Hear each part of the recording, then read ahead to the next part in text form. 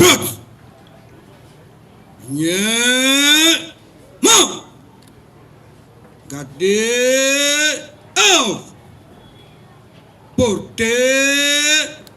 Animé. Immobile.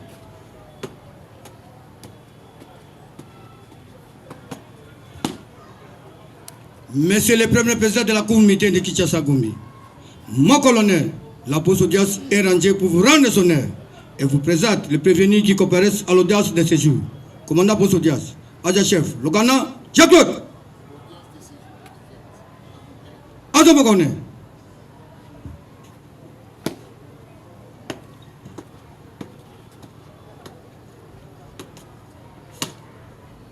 Armée. Oh!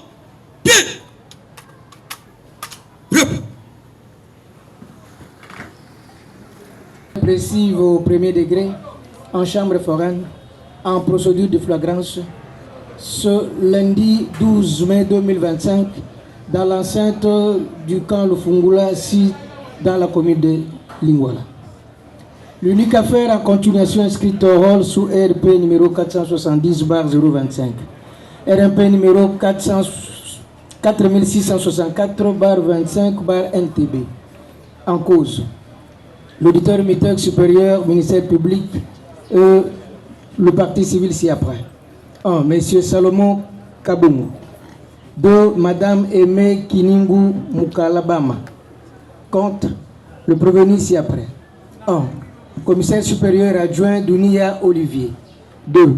Commissaire supérieur adjoint Banga Gajole. 3. Sous-commissaire Yala Dimatundu Michel. 4. Sous-commissaire adjoint Mangela Bendo. 5. Sous-commissaire adjoint Libenge Kaindo. 6. Brigadier en chef Sangwa Moulangi.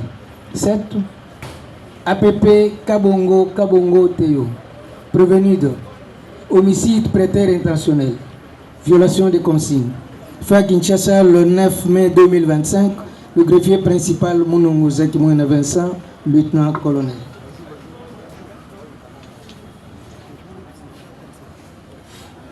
En cause, auditeur militaire supérieur, ministère public et partie civile Salomon Kabongo et Aimé Kiningu Mukalabama.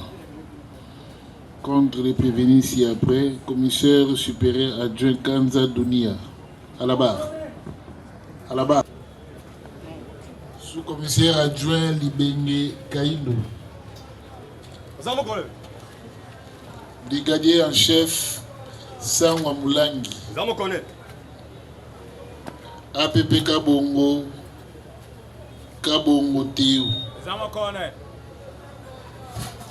Greffier athée qu'à l'appel de la cause, les prévenus comparaissent en personne, assister les leurs conseils comme suite.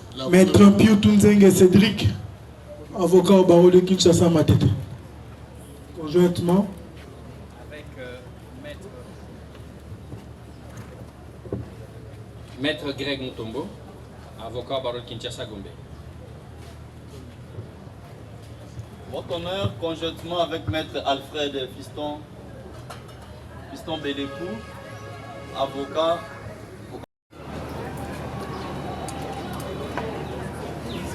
Pour vous appeler par mandat, par vous, deux mandats d'amener, décerner à charge les 3 policiers dont les noms suivent. J'ai fait la liste. Les 3 policiers.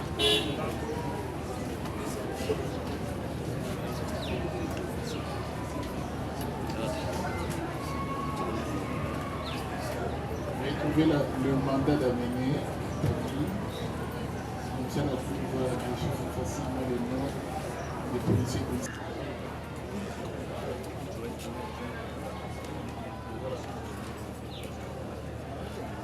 Il s'agit de 3 policiers. Votre attention, s'il vous plaît, mon général. Donc, le mandat d'amener a été décerné à charge des 3 policiers dont les noms suivent. Mea Luvungu, Kakimwa Gilles, et Ngabou. Tous ces éléments de votre unité, selon les termes du bulletin de service que vous avez signé à Kinshasa en date du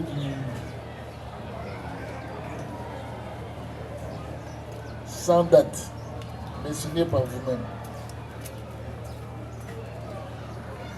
Merci, Monsieur le Président, pour la parole.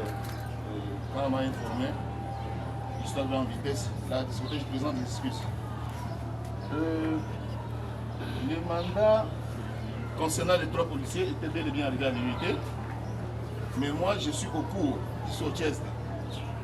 Il y a mon adjoint qui avait pris connaissance et directement il a instruit notre BD et le chef bureau Rance pour enquêter sur ces jeunes gens ici. Pour preuve, si j'étais là, j'allais le faire comme j'ai fait avec les autres. C'est moi qui les ai arrêtés. Tous les autres sortis, c'est moi-même. Donc, quand j'ai appris aussi après, quand j'ai appris à mon retour que mon adjoint avait déjà exécuté, on ne faisait que les suivis.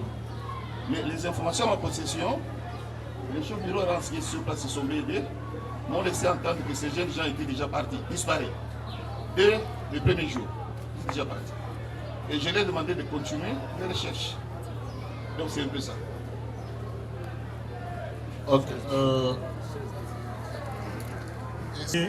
Juste savoir la position de ces éléments-là. Comme le général nous dit que depuis qu'il avait reçu le mandat de la Cour et instruit un officier, son chef de bureau enquête pour exécuter le mandat que l'unité avait reçu et qu'au jour d'aujourd'hui, ces gens seraient en cavale. Je pense que dans ces conditions-là, on va pouvoir poursuivre ces gens-là par défaut si tel est le cas. La procédure est prévue si ce sont des gens qui sont enfouis. Étant donné que ces gens-là avaient participé selon les révélations que nous avons eues au cours de l'instruction, que ce sont des prévenus à part entière, comme ceux qui comparaissent actuellement par devant la Cour, je vais pouvoir, en tant qu'organe de la loi, requérir le défaut à les regarder. Ok, merci beaucoup.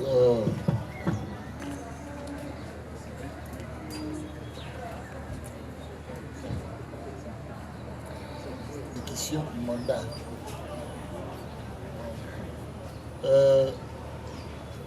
Les SD dont vous avez chargé mission de faire exécuter le mandat, est-ce qu'il est là? Il est là. Les SD. Oui, là-bas. Moulenda Kissolwa Bernard.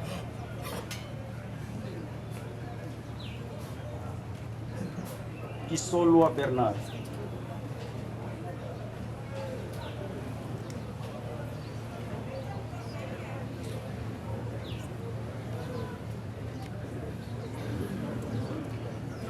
Matricule 11 96 90 05 82 25 8. Vous êtes né où? À Kalima, Date de naissance. le 14 juin 1969. Fils de qui? Moulenda, En vie ou décédé? décédé. Aidé. Apollina, Originaire de quel village?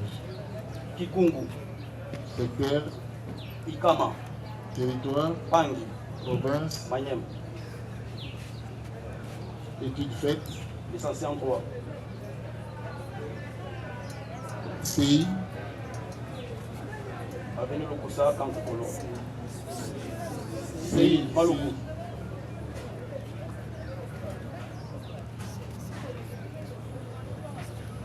état civil, marié, père de combien d'enfants? 6 enfants, Unité IPI. IPI. Vous avez dit que vous allez comparaître en français. La Cour vous pose la question, c'est de savoir est-ce que vous aviez reçu le mandat d'amener. Affirmatif, Monsieur le Président. Il a pour émanant de la Cour militaire. Affirmatif, Monsieur le Président. Et pourquoi vous n'avez pas réservé une suite favorable? Ou pourquoi vous ne l'avez pas exécuté conformément à la loi? À votre honneur, Monsieur le Président, je vous confirme et je vous précise que le mandat était bel et bien exécuté. Néanmoins, les personnes qui sont portées disparues, les policiers ne sont plus là. Exécuter un mandat, c'est-à-dire quoi? C'est-à-dire que vous recevez les instructions du chef qui a reçu le mandat d'amener, effectuer la descente sur le terrain et aller chercher les personnes recherchées par la justice. Voilà ce que nous avons fait. J'ai fait appel, quand j'ai reçu les instructions, j'ai fait appel à mon chef enquête, capitaine Boucher, qui est avec moi. Et il a effectué une descente sur le terrain. Et la toute première descente, c'était à la primature. Et arrivé à la primature, on était en contact permanent avec lui, savoir si le policier arrivait à leur lieu de service. Depuis qu'ils avaient appris, parce que l'arrestation de ceux qui sont là, c'était toujours par notre canal. Nous avons toujours reçu les instructions du général, que vous venez d'interroger tout à l'heure, et nous les avons amenés auprès du général, et le général a mis à la discussion de la justice les policiers qui sont avec vous ici. Et les autres, dès qu'ils avaient appris que non, on a arrêté les leurs, et ils sont pris, ils se sont arrangés pour se soustraire à la nature, Monsieur le Président. Est-ce que vous avez pris les soins de répondre à l'émetteur ou à la personne qui a émis le mandat, lui tenir du moins informé que non, le mandat, l'exécution de ce mandat, nous avons été à l'impossibilité de mettre la main sur ces gens parce qu'ils ont pris fuite? Je crois que, comme nous on dépend directement du commandant de l'unité, ce qu'on pouvait faire, c'est quoi? C'est de transmettre les informations au chef pour le suivi, et lui nous dira de continuer à poursuivre parce que le mandat était en cours et que la Cour, comme la Cour estime que c'est un temps pour nous de venir répondre d'abord à ce stade, nous sommes venus répondre à vous, mais sinon nous sommes encore sur le terrain, à votre honneur, Monsieur le Président. Donc ça, parce que nous sommes en procédure de flagrance, donc il ne peut pas rester indéfiniment en train d'instruire ou de continuer toujours à instruire ces dossiers sans fin. Et à un certain moment, il faut s'arrêter et savoir comment se prononcer. Est-ce que vous avez les noms corrects ou l'identité correcte de ces trois fugitifs? Bien sûr, oui, puisqu'on s'est référé à leur identité au niveau du détachement. Là où ils sont entrés, là où ils restent à côté de la première ministre. Ce sont les éléments de l'IPI ou bien en fait les éléments venant de gauche à droite rassemblés et mis à la disposition de la dame présidente. Affirmatif, Monsieur le Président, à votre honneur. Le requérant préfère aussi sa sécurité. Il s'est choisi selon sa demande. Vous comprendrez compte qu'il y a 3 policiers. Les 2 policiers sont de l'IPEKIN et il y a un seul policier de l'IPHP. Ça, je vous précise. Ok, donc parmi les 3 fugitifs, il y a un seul de l'IPHP. Et les 2 autres sont de l'IPEKIN. Du moins, vous êtes descendu sur le terrain et vous avez prélevé l'identité complète. Bien sûr, oui, oui, à partir de la primature. Bien sûr, oui, Monsieur le Président. Déclinez-les pour chacun des prévenus. Il y a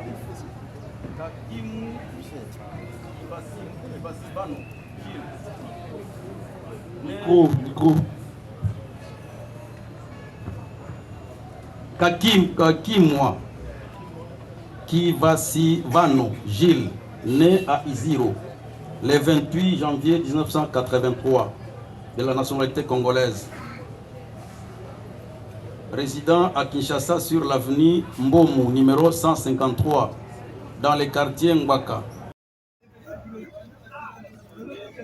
compte, les policiers ici ne pas de l'IPHP, il est de l'IPKIN. C'est ça la précision. Deuxième, policier Meya Luvungu Didier, né à Kinshasa le 11 septembre 1971, de la nationalité congolaise, résident à Kinshasa sur l'avenue Fèche, numéro 69 par bis, dans le quartier Mawanga, commis de Makala. Il est marié à Kipi. Et vous pouvez disposer. Merci beaucoup, monsieur. À vos ordres.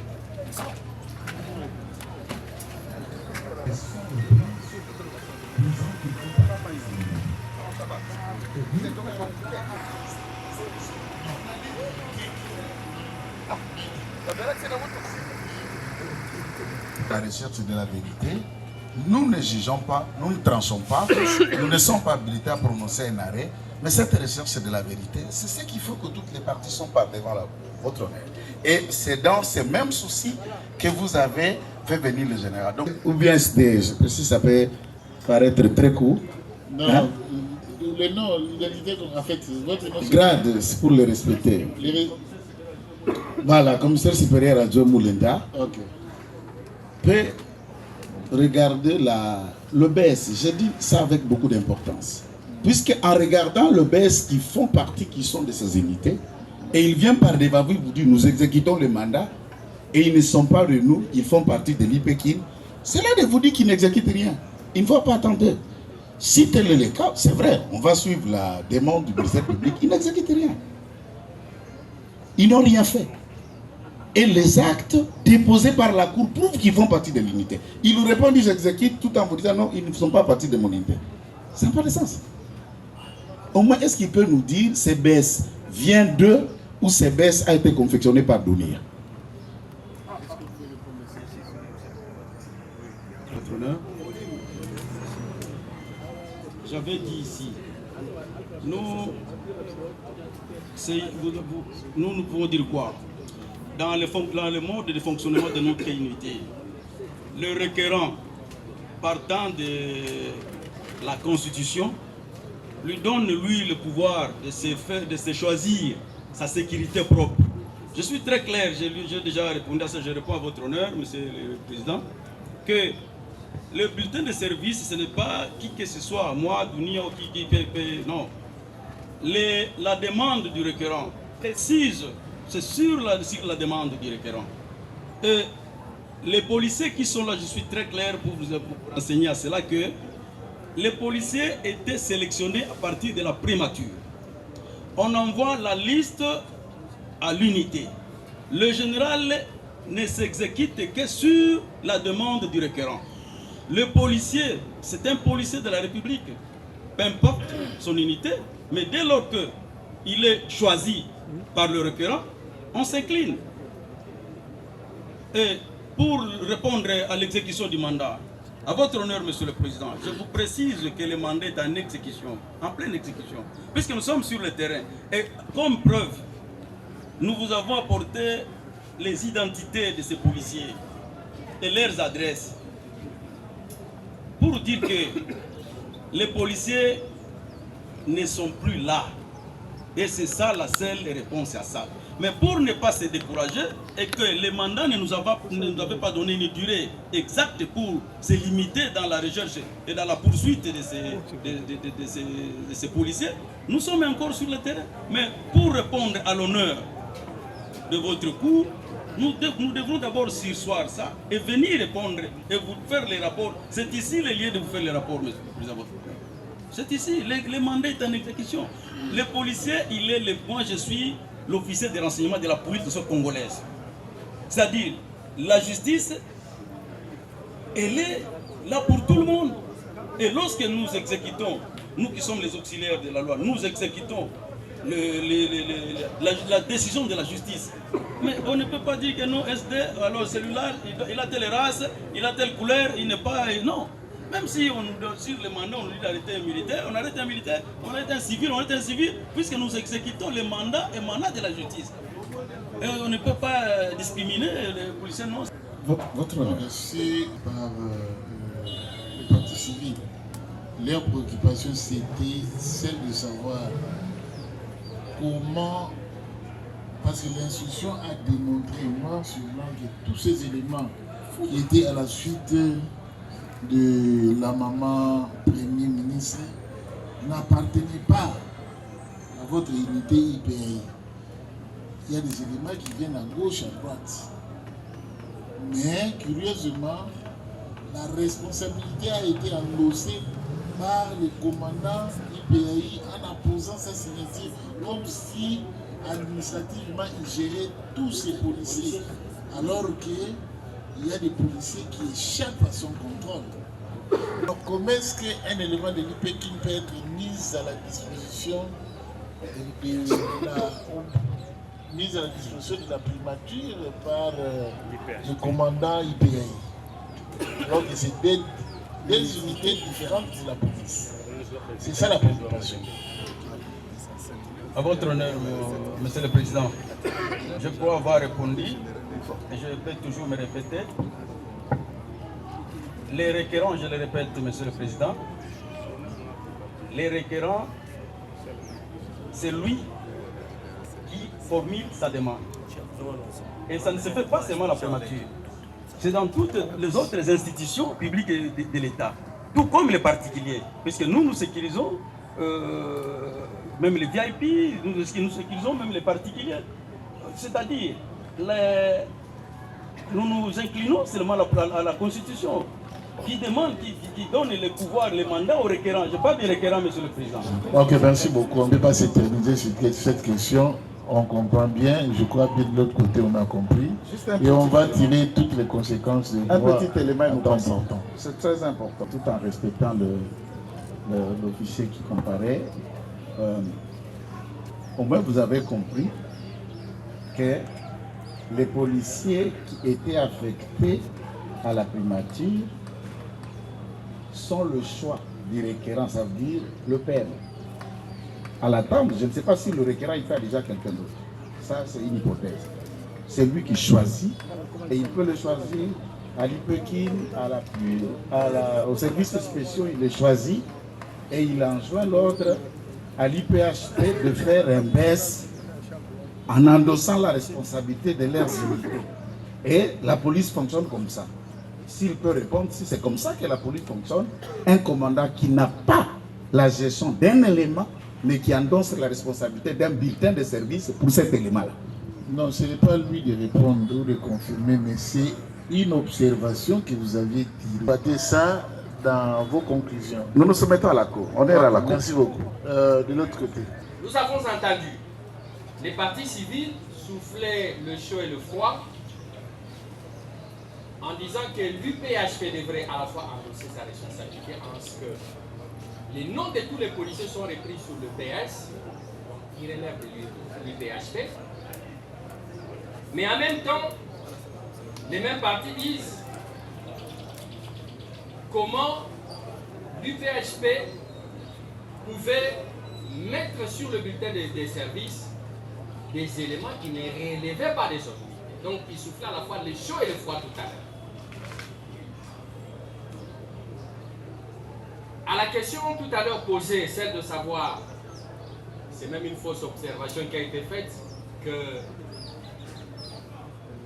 la requérante aurait fait le choix des policiers. Tout à l'heure, cela a été dit.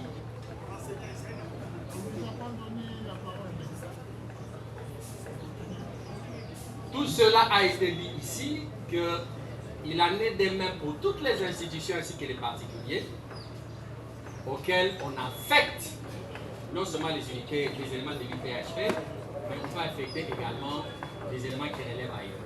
C'est comme si cela était parole d'évangile ou parole d'un médecin, alors que selon l'OMS, tout être humain est un malade qui s'ignore. J'étais surpris d'entendre de la bouche d'un avocat que Gaben ne souffre pas d'épilepsie. Il était en bonne santé. Je voulais juste à ce niveau, parce que plus tard peut-être je n'aurai pas l'occasion d'y revenir. C'était les quelques observations que je voulais faire. Je vous remercie. Merci beaucoup. La parole à Denis Léo-Bouvry. Je fais le major ouvrier disposé, la Cour vous remercie infiniment. À présent, on vient de terminer le gouvernement colonial. Est-ce que les partis sont disposés à plaider quant au fond? Ne manifestez pas les signes d'approbation de promotion. C'est pas Nous demandons à votre registre de nous donner 4 jours. Oui, non, 4 jours. 4 jours, c'est-à-dire le vendredi. Oui. Que vendredi on puisse présenter le temps pour nous de rédiger notre Okay. de tous les éléments. Nous avons un secours, combien c'est le secours pratiquement 7 heures. Nous pensons. Mais je vais terminer par cette observation, puisque la Cour est en train déjà de vouloir renvoyer l'audience, si la Cour nous permettait, disant que la question qui était sous débat, c'était des renseignements. Et en droit congolais, je n'ai pas encore vu un renseignant qui s'est fait assister par un avocat de tout ce qu'on peut parler. Tout le moyen qui était à répondre pour l'IPHP, c'est l'IPHP de répondre, avocat d'une partie accusée, alors que l'IPHP n'est pas accusé, ne comparez pas par devant vous. La Cour nous a rappelé que le général et ses collaborateurs sont venus à la diligence de la Cour pour répondre pourquoi il y a eu la léthargie quant à la demande d'exécuter un mandat. Et j'estime que la Cour ne tiendra pas compte des éléments développés aux ressources d'un renseignant qui, en droit congolais, doit comparaître juridique, soit un avocat ou un défenseur judiciaire, comme un défenseur militaire. Élément important. Et si la Cour renvoyait le vendredi, c'est bon droit, nous pouvons revenir le vendredi et terminer ce qui a déjà été commencé. Merci beaucoup. La défense.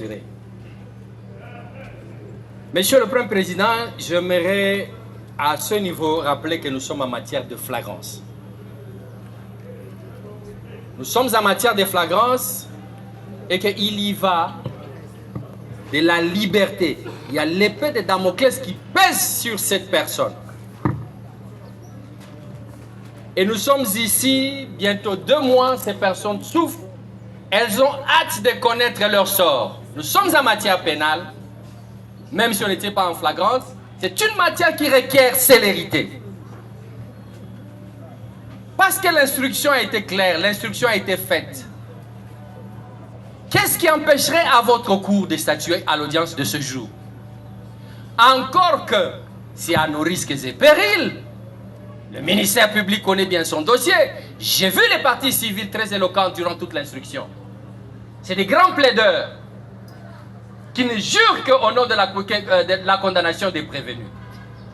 Il va de notre droit que nous puissions connaître notre sort. Jusqu'à quand serait-il détenu?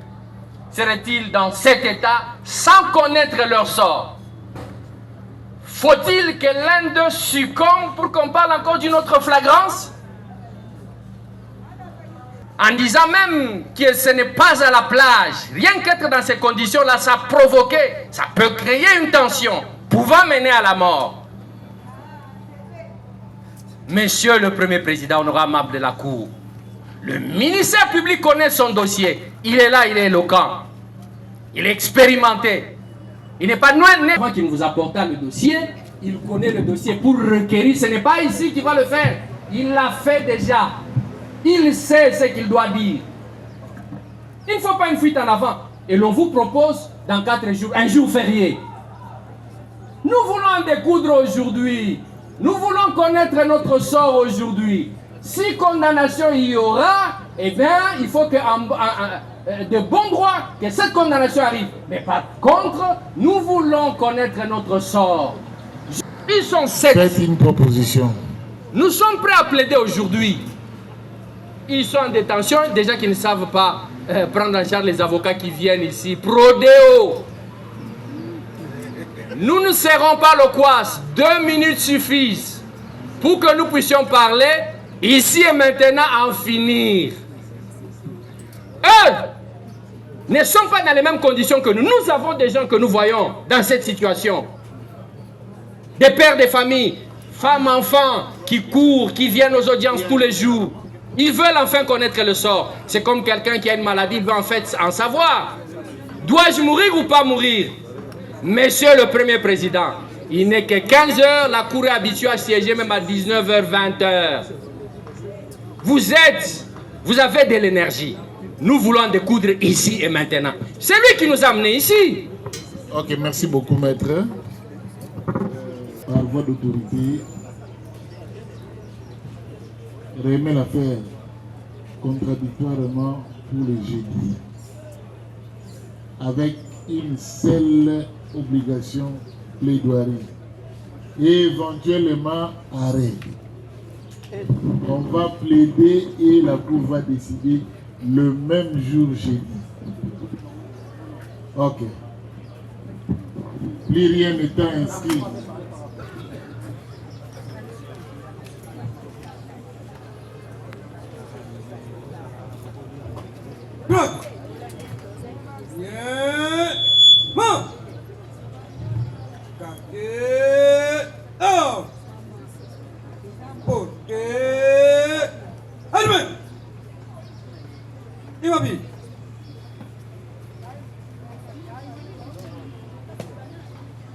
Monsieur le Premier Président de la Cour militaire de Kinshasa.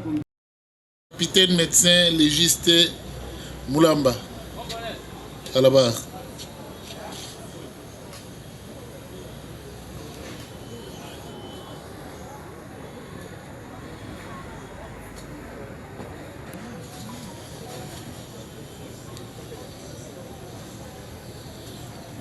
Police d'audience, prenez soin d'isoler le capitaine.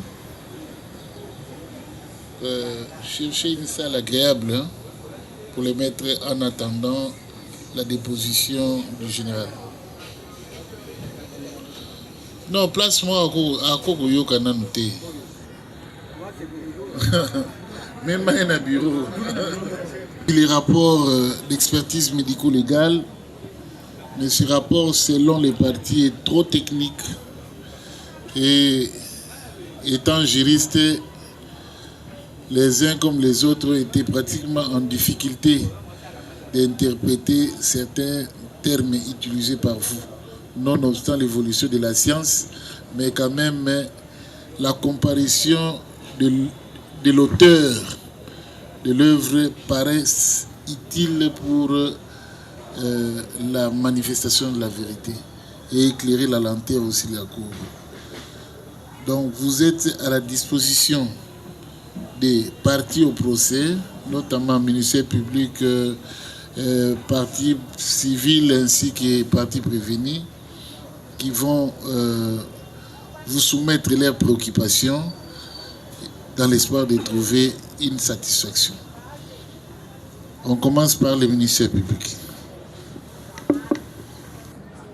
C'était comme le président l'a dit tout à l'heure, c'était pour expliquer à la Cour les termes techniques qui se trouvent dans votre rapport. La Cour vous a requis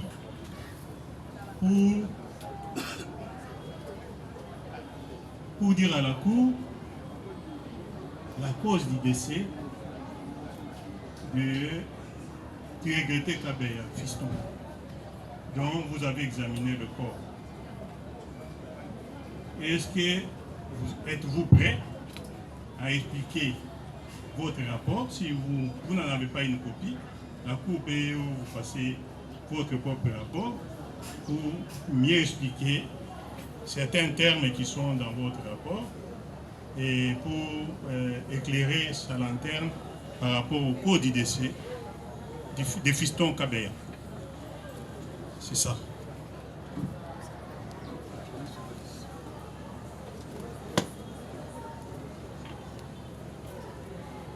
Prenez les tabourets là. Mettez ça là. Facile que ceux qui ont trouvé des difficultés à interpréter certains termes posent les questions. Comme ça, j'y réponds. En résumé, par rapport à ce que l'organe de la loi venait de dire, la cause du décès, c'est l'hémorragie cérébrale. Cette hémorragie cérébrale n'est pas survenue par hasard.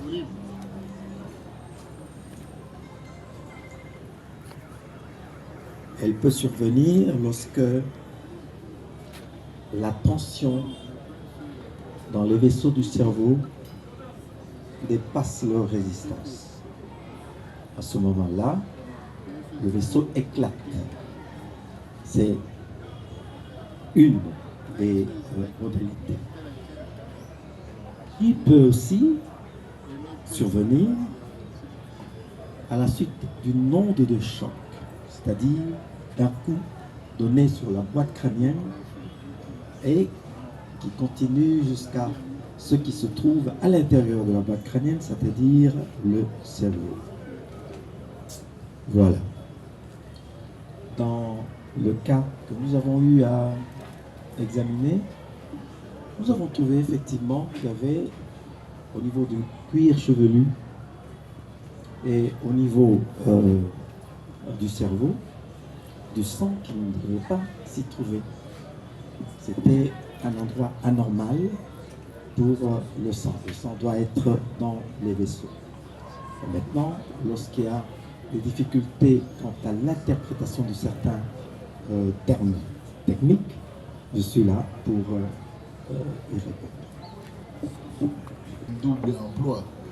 Tout est déjà consigné, mais vous relevez tout simplement les mots techniques qui a posé problème dans l'interprétation et ce dernier est disposé à y répondre. Pour le ministère public, s'il n'y en a pas, on passe la parole à la défense. Oui, je pense que le ministère, savoir la cause du décès, n'est-ce pas, d'après le rapport qu'il a dressé. Je me limite là parce que c'est ce qu'on cherche. C'est là la préoccupation de la Cour qu'on voudrait vider par rapport à la cause du décès du regretté Fiston Kabé. Nous voulons, sur la Cour s'est retrouvée à un certain moment bloquée par rapport à cette cause du décès. C'est ainsi que nous avons requis le médecin pour qu'il fasse un travail technique et qu'il puisse nous éclairer la Cour par rapport à ça. Je pense que c'est la préoccupation principale du ministère public et même de la Cour. Merci. Cependant, avant de conclure, il dit pour la manifestation de la vérité, il y a lieu que la Cour procède aux 9 recommandations, entre autres, quelle a été la santé de Kabé avant sa mort, quels sont les témoins qui l'ont vu avant de décéder, les conditions dans lesquelles il était détenu, et ainsi de suite. Pour lui, ces recommandations. Quelle est l'incidence de ces recommandations, au cas où elles ne sont pas observées par la Cour, pour la manifestation de la vérité? J'ai dit. Merci beaucoup. De la parole. Merci, votre honneur, pour la parole accordée. C'est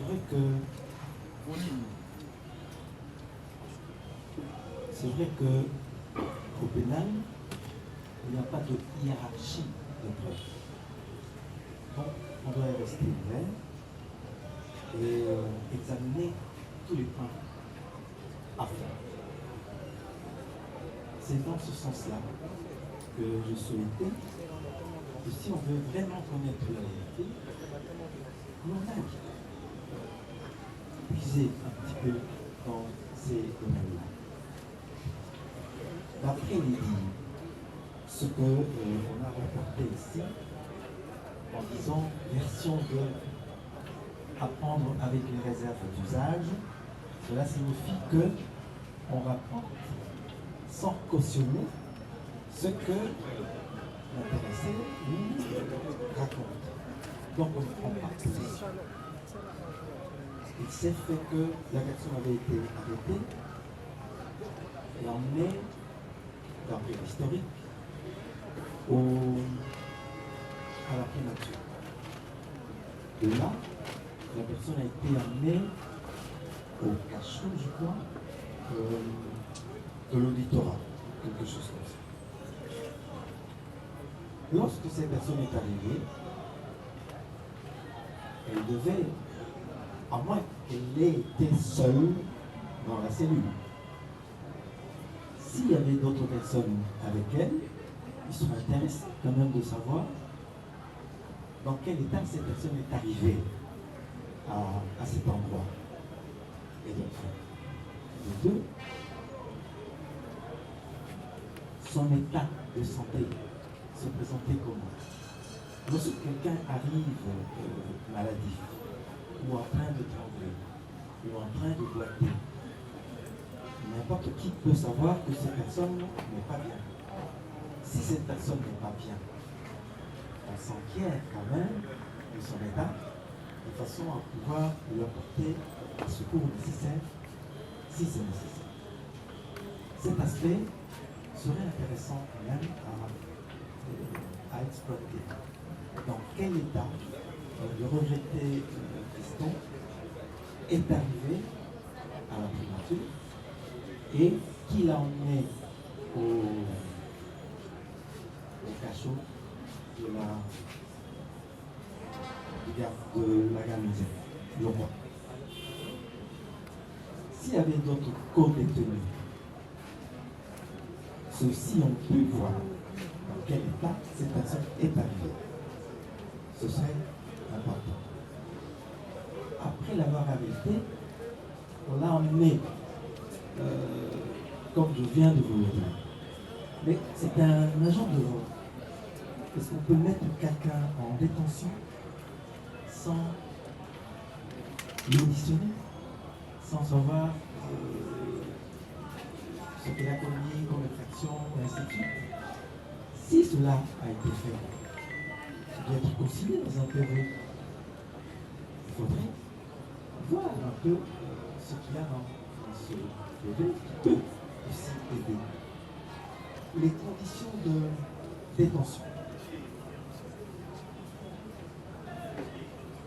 Une reconstitution, ça veut dire une descente sur la scène du crime, peut nous apporter beaucoup d'informations. Rien que avoir l'état de l'endroit où les gens sont détenus, les conditions dans lesquelles ces gens sont détenus, tous ces éléments sont importants. Et si les conditions de détention ne sont pas favorables à l'état de santé de certaines personnes, ceci est aussi une information importante à poser. Et les co-détenus demeurent toujours des témoins privilégiés. Je pense que pour le triomphe de la vérité, il faudrait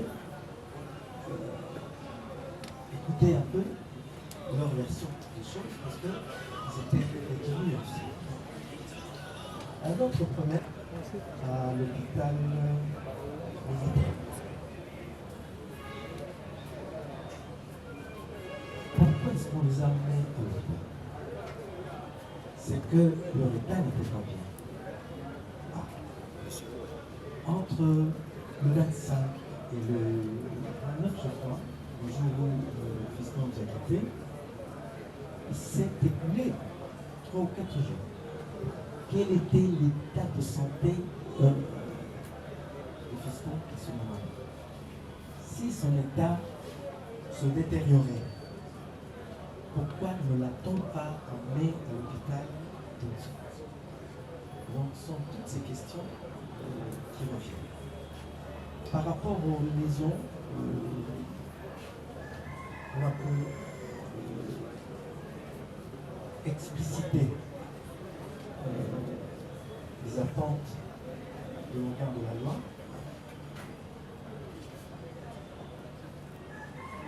Lorsqu'on reçoit un coup sur la tête, selon l'intensité de ce coup, on peut être groggy.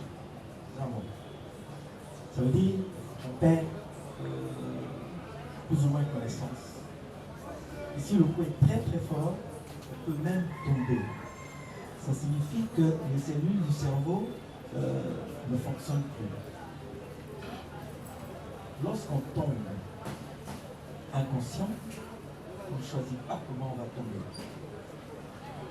La première partie du corps qui touche le sol, c'est cette partie-là qui portera les indices de la chute. C'est ainsi que si on tombe à la place, la partie postérieure de la tête peut cogner le sol. Selon l'intensité de cette chute, les lésions peuvent être tout à fait évidentes. Et dans ces cas, on peut effectivement aussi perdre connaissance. Les lésions que l'on a décrites peuvent relever d'autres causes, comme je viens de vous dire, une chute, en cas de crise d'épilepsie, en cas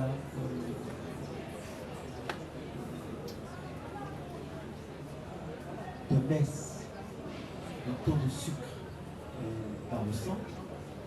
Quand c'est ainsi, le cerveau ne fonctionne pas. Et là, pour s'occuper, la personne peut tomber. On ne va pas choisir de quelle façon on peut tomber. Quelqu'un qui pique une crise d'épilepsie va se retrouver dans la même situation. C'est cela aussi qu'il fallait creuser pour savoir si, au-delà des signes qui montrent que les lésions constatées sont des lésions antémortelles, c'est-à-dire du vivant de la personne, on élimine tout de suite les autres instruments du neurone. Parce que le type de lésion vous conduit à en déduire l'organe ou l'objet qu'on a utilisé pour ce faire.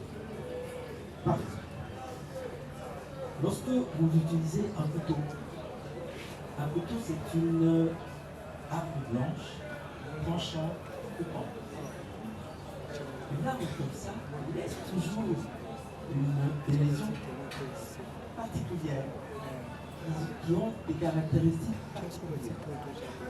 Mais lorsque l'arme utilisée, l'objet utilisé, c'est un objet qui a une masse, un volume, on dit objet contondant. Il faut savoir comment cet objet a été manipulé. Un objet qui n'acquiert pas une vitesse ne peut pas générer de l'énergie cinétique. Et donc, lorsque la structure de la cible n'est pas costaude, c'est la cible qui va être démolie.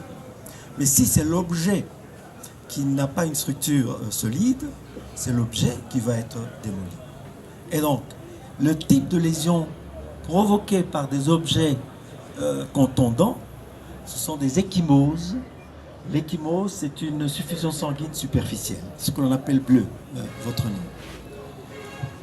Ça, c'est la contusion du premier degré. Mais si l'intensité est plus forte, elle peut créer ce qu'on appelle une bosse sérosanguine, c'est-à-dire un hématome. Et l'hématome, c'est une contusion du second degré. Et il se crée une collection de sang. Voilà. C'est ce qu'on avait constaté effectivement à l'examen de la dépouille du regretté fiston. Lorsque cette intensité est encore beaucoup plus forte, elle peut provoquer la fracture de n'importe quel os. Ici, c'est la boîte crânienne, c'est un os qui peut aussi se fracturer lorsqu'il y a un coup important. Ce qu'on n'avait pas trouvé dans ce cas, par contre, on avait trouvé des ecchymoses, des hématomes et à l'intérieur de la boîte crânienne, une hémorragie cérébrale. Les cellules nerveuses sont excessivement sensibles et vulnérables à la diminution où on manque d'oxygène. Dès que la quantité d'oxygène baisse un peu, on peut tomber en syncope. Et si on ne fait rien, on entre dans le coma. Et si on ne fait rien, on peut perdre quelqu'un comme ça. Voilà un peu votre honneur, si je peux me limiter là, en attendant d'autres questions. Ok, merci beaucoup. Les explications sont tout à fait claires, mais la soif... La réponse sous 7 ou 8 réserves. Alors, en cas d'inobservation de l'une des conditions, est-ce qu'il y a un incident direct sur le résultat que vous aviez présenté à l'issue de votre travail? Est-ce qu'il y a un incident direct en cas d'inobservation de l'une des recommandations faites par vous? Merci pour la parole accordée, votre honneur. Bien sûr, je venais de dire que il y a eu mort d'homme. Et donc c'est une perte. Et on n'a pas le droit d'être superficiel. Donc on doit épuiser toutes les sources d'informations qui permettent à la vérité de triompher. C'est dans ce sens-là. Par exemple, si auprès des témoins privilégiés, ceux qui l'ont vu dernièrement vivant, on peut avoir des informations qui peuvent être utiles. Le fait de voir dans quelles conditions ils étaient détenus, ça peut nous aider aussi à comprendre que, à la suite d'une défaillance, il a pu se passer ceci ou cela. Mais sans ces informations, on ne peut pas conclure. Ce que l'on a mis noir sur blanc, ce sont nos constatations. Ça s'arrête là.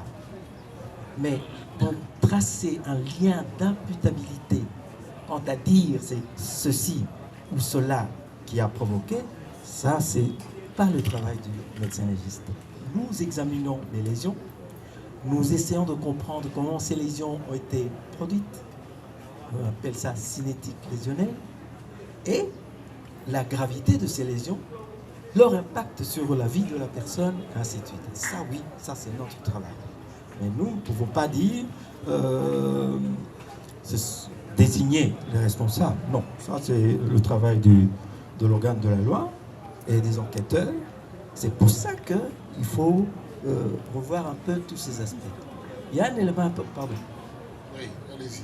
Il y a un élément important, votre honneur. Les 3 personnes ont été conduites à l'hôpital central militaire. En arrivant, le médecin de l'hôpital a constaté que Fiston était déjà mort. Il est important de savoir si Fiston était mort au cachot, à l'extérieur du cachot ou pendant son transfert. C'est très très important tout ça dans le timing. Il a été conduit avec 2 autres détenus qui, eux, ont été hospitalisés. Où sont-ils? Parce que c'était des co-détenus. Donc, eux aussi pouvaient nous donner quelques informations utiles sur ce qui a pu se passer en dernier lieu. C'est pour ça que j'avais soulevé ces quelques préoccupations. Ok, merci beaucoup. À part ça, est-ce que vous êtes édifié? Non, d'abord, vous êtes satisfait par rapport à la réponse? Merci, Monsieur le Président. Et ce qui a été dit tout à l'heure, et qu'il ne faut pas prendre ça à la légère, et qu'il faille épuiser toutes les recommandations. Donc il faut fouiner pour en savoir plus. Mais, certes, j'apprécie sa modestie. Il dit qu'il se limite à faire le constat. C'est ainsi qu'il a, par exemple, parlé de la baisse du taux de sucre qui peut être aussi à la base de la mort. Mais je voudrais quand même, parce qu'il a presque dit en finissant, a-t-il vu le certificat de décès, oui ou non? Est-ce que vous avez vu le score? Merci, Votre Honneur, pour la question. Non, justement. Dans des cas comme ça, ce n'est pas ce certificat de décès qui est valable. Le certificat de décès, c'est l'expression écrite des constatations cliniques. Donc, lorsque le décès est suspect, si les conditions sont suspectes, ce certificat n'est pas valable. Il sera valable après la mission, par exemple, que vous nous aviez donnée. C'est à nous à délivrer le certificat de décès, parce que nous aurons constaté et la cause du décès. Voilà. En tous les cas, nous n'avons pas eu ce certificat, et ce serait intéressant aussi de savoir quel est le médecin qui a rédigé ce certificat. Parce que c'est lui qui a examiné le corps avant que nous le fassions. Et donc, il peut avoir des informations importantes. Un médecin bien formé peut faire la différence entre un bleu, une blessure, ainsi de suite. Si le corps qu'on lui apporte présente des signes d'agression, tout de suite, il va avoir le réflexe de se dire, ça, ce n'est pas une mort naturelle. Une mort naturelle, c'est une mort de cause interne. Par exemple, quelqu'un qui souffrait du cœur, qui en meurt, quelqu'un qui a fait un AVC une, 2 fois, troisième fois, qui en meurt, quelqu'un qui a une cirrhose, qui en meurt, on sait que cette personne souffrait de ceci et elle est partie. Mais quelqu'un qui apparemment n'avait pas ce genre de problème, et vous apprenez tout d'un coup qu'il est mort, ça fait partie des morts que l'on qualifie de suspectes. Et toute mort suspecte relève de la justice, votre honneur. C'est à ce moment-là que vous nous requérez et nous faisons notre travail. Ok, merci beaucoup. À se dire, s'il existait, il serait suspect parce qu'il s'agit d'une mort suspecte, dès lors que Kabé, avant de décéder, a passé plus de 4 jours au niveau de l'auditorat sans que l'on sache dans quelles conditions il était. Avec votre permission, je crois qu'il y a des confrères qui ont des questions à faire poser. Merci. Ok, c'est bon. Merci, messieurs les premiers présidents, de la parole accordée. Déjà dans l'entrée du jeu, messieurs les premiers présidents, nous saluons la narration telle que présentée par l'expert en séjour, messieurs les présidents. L'on peut encore réaffirmer en séjour, messieurs les premiers présidents, de ce que nous avons dit à l'audience de la fois passée, que nous confirmons ce rapport, et ce rapport va à l'avantage ou à l'intérêt de tous les prévenus qui comparaissent par devers vous, messieurs les premiers présidents. Mais voici une autre question, messieurs les premiers présidents. C'est le premier président parce que l'expert vous a dit tout à l'heure ici que les policiers Kabéa, sa mort est suite à l'hémorragie cérébrale.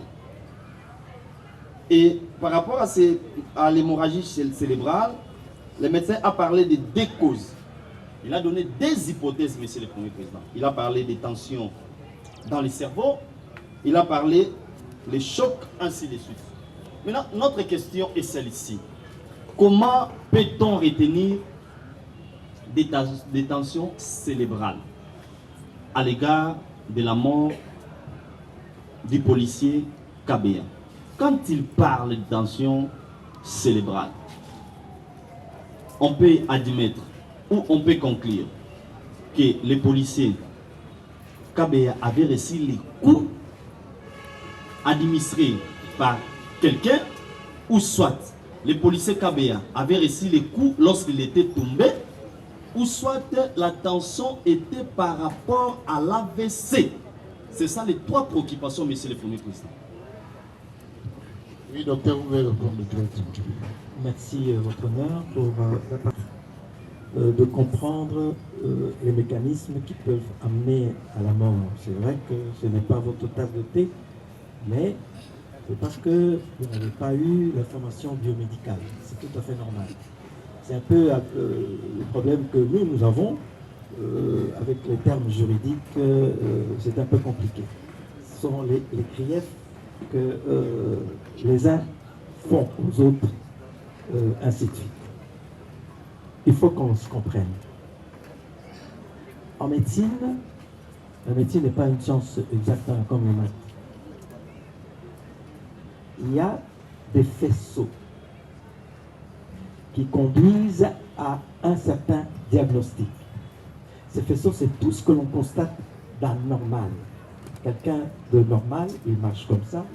Quelqu'un qui n'est pas normal, il marche comme ceci. Pourquoi il marche comme ça? On cherche à savoir. Et lorsqu'on trouve la cause, on peut mettre le lien entre cette cause et la mort éventuellement. Voilà. Pour l'hypertension. Être détenu, c'est pas passer un temps au cachot, c'est pas comme passer un temps à la plage. On est stressé. On a perdu sa liberté. On n'est pas sûr du lendemain. Si en plus les conditions de détention ne sont pas bonnes, cela influe sur la tension de la personne. Elle peut faire effectivement ce qu'on appelle un pic hypertensif, c'est-à-dire une montée brutale de la tension artérielle. Mais les vaisseaux du cerveau peuvent, si ce pic arrive, peuvent éclater et provoquer ce qu'on appelle l'hémorragie cérébrale. On appelle ça accident vasculaire cérébral, ici hémorragique, parce qu'il y a éclatement du vaisseau. Ça peut arriver. Ne l'ayant pas examiné de son vivant, nous ne pouvons pas connaître son état de santé avant. Souffrait-il d'hypertension? Soignait-il cette hypertension ou non? Ce qui concerne l'hypertension. 2. Il y a des maladies qui provoquent une sidération du cerveau. C'est l'épilepsie dont je vous ai parlé. Mais quelqu'un qui fait, qui pique une crise d'épilepsie ne passe pas inaperçue. C'est tout à fait spectaculaire. Et par conséquent, l'éco-détenu, s'il était advenu qu'il ait fait, qu'il ait piqué une crise d'épilepsie au cachot ou à l'extérieur du cachot, les témoins privilégiés restent encore des co-détenus. Encore faudra-t-il savoir si le regretté fiston souffrait d'épilepsie. Là, c'est son médecin de famille ou sa famille pourrait nous renseigner sur ce point. Voilà. Ok, merci beaucoup. Satisfait? Tout à fait, monsieur le Premier Président. Franchement, la que donne l'expert en ce jour. Mais monsieur le Premier Président, est-ce que nous voulons vraiment être concrets par une réponse de la part des renseignants, de l'expert, j'allais dire, monsieur le Premier Président? Je reviens toujours à l'une des questions que nous venons de faire poser à l'expert, parce qu'il parle des coûts. Lui étant médecin, lui étant expert, qu'est-ce que la défense peut retenir? C'est un coût ou ce sont des coûts constatés par un individu ou ce sont des coûts constatés lorsque la personne était tombée par terre? Nous voulons vraiment être éclairés, précis par rapport à cette réponse. Rendez un peu la question intelligible. Bien qu'il a déjà répondu intelligiblement, mais nous voulons aussi être concrets, monsieur le Premier Président. C'était suite à l'hémorragie, c'était suite à la tension au niveau du cerveau. Là, vraiment, nous sommes tout à fait d'accord avec l'expert. Mais la question qui reste pendante, pour ce qui nous concerne, monsieur le Premier Président, est celle de savoir la tension. Quand est-ce qu'on peut constater la tension au niveau du cerveau? C'est lorsque on vous a administré les coups ou soit c'est lorsque vous êtes tombé par terre. Le docteur assénée sur le crâne ébranle le cerveau que la boîte crânienne est censée protéger. Cela peut amener au cisaillement des vaisseaux qui peuvent éclater et donner aussi une hémorragie. L'onde de choc d'un coup sur la tête peut avoir les mêmes conséquences. C'est un peu ce qu'on a essayé d'expliquer dans le rapport. Mais un coup très fort ne va pas provoquer tout de suite une hypertension. Ce sera plutôt l'hypotension. Un coup très fort va provoquer l'hypotension. C'est à cause de ça que la personne va tomber. Parce que quand la tension baisse à un niveau trop bas, la pompe cardiaque ne fonctionne plus normalement. Et donc, elle pompe, comme on dirait, à vide. Et je vous ai dit que les cellules du cerveau sont excessivement vulnérables et sensibles au manque d'oxygène.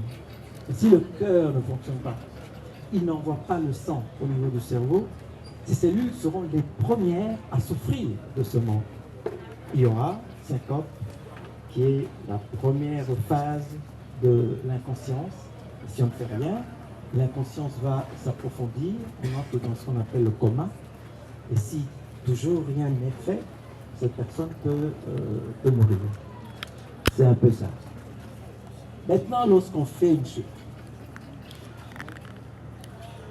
quelle que soit la façon dont on tombe, il y a toujours une partie du corps qui touche le corps. La première. On peut tomber sur l'arrière, sur le dos, sur l'épaule, ainsi de suite. La tête viendra peut-être en second plan. Parce qu'il y a d'abord la chute et puis cela. Quand la tête va cogner le sol, effectivement, à l'endroit où la tête aura cogné le sol, c'est ça l'impact. C'est là que l'on va trouver la lésion. Maintenant, si c'est un coup que l'on a donné, c'est à l'endroit où ce coup a touché le corps que l'on va trouver ces stigmates, comme je vous ai expliqué.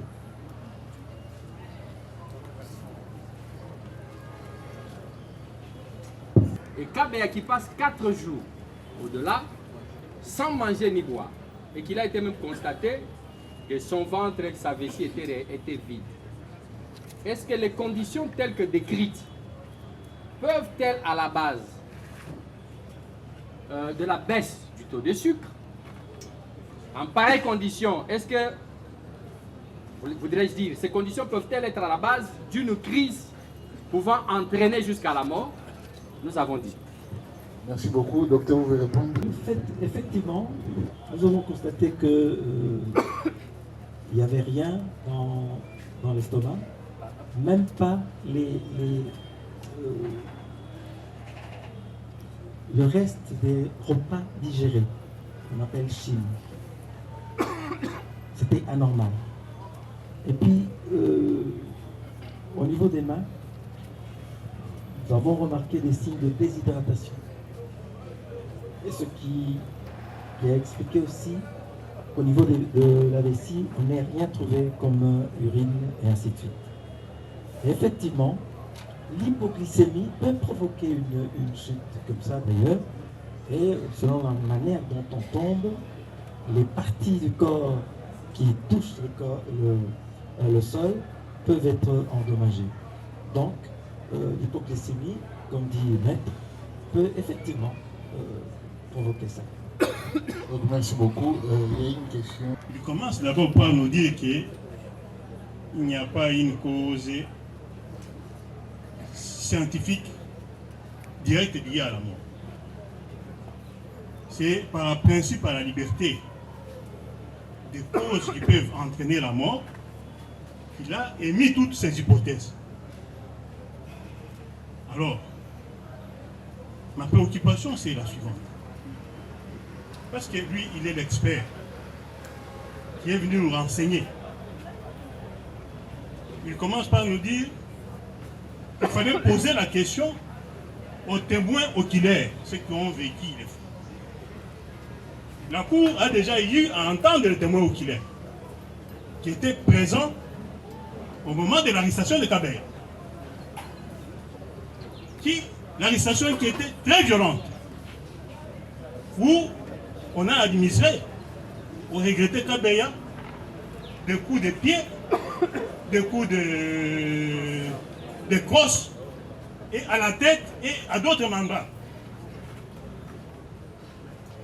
Avant même qu'on l'amène à l'auditoire. Kabeya était un homme vivant ce jour-là. Il était en train de régler la circulation. C'est qu'il n'était pas malade. Il était sur la voie publique en train de régler la circulation. On l'interrompt dans ces conditions à faire son travail. On le prend violemment. On le fait monter dans ce qu'on appelle Bercy par la police. Alors, dans cette violence, Bercy, c'est le milieu de l'air dupe derrière. Il y a des barres de fer qui séparent sous cette violence par rapport à ce que vous avez constaté. Est-ce que vous pouvez nous dire les conséquences liées au coup qu'il aurait reçu ce jour-là et les conséquences qui sont liées à la violence qui a été perpétrée contre lui ce jour-là, avant de l'amener à l'auditoire. Encore, faudra-t-il souligner qu'en dehors des coups qu'on a administrés, le lieu de son arrestation, on ne sait pas ce qui est arrivé quand on l'a amené à la primature. Si on a continué encore, on a gagné. On a tout évité. Alors, l'état dans lequel on a amené à l'auditoire, un état d'un homme très affaibli, un état d'un homme très affaibli, avec des détenus déchirés, parce que vous êtes l'expert qui est là pour nous éclairer la cour. Pouvez-vous, en âme et conscience, nous dire par rapport aux exigences de votre métier, dans de telles circonstances, après avoir examiné le corps, qu'est-ce que nous direz, que